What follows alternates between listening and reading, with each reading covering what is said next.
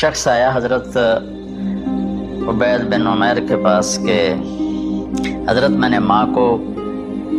اپنے کندھے پہ بٹھا کے پیدل حج کرایا ہے، مینا لے گیا، عرفات لے گیا، مزدلفہ، پھر مینا، پھر مکہ، تو کیا میں نے ماں کا حق ادا کر دیا؟ میں نے فرمایا ولا تلقۃ واحدہ، بیٹا ابھی ایک تلقہ کا حق بھی ادا نہیں ہو۔ تلقہ کسے کہتے ہیں؟ جب بچہ پیدا ہونے کا وقت آتا ہے تو ماں کو دردوں کی لہریں اٹھتی ہیں،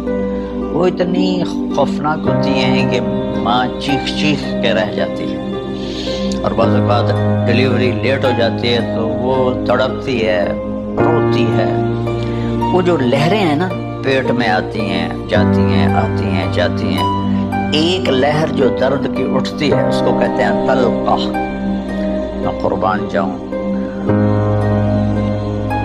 انہوں نے فرمایا بیٹا ابھی تیری ماں نے جو تجھے جنا تھا اس وقت جو تجھے درد، تیری ماں نے درد کی لہریں برداشت کی تھی، اس میں سے ایک لہر کا بھی حق ادا نہیں ہوا، یعنی کہ حق ادا ہو ہی نہیں سکتا، یہ مطلب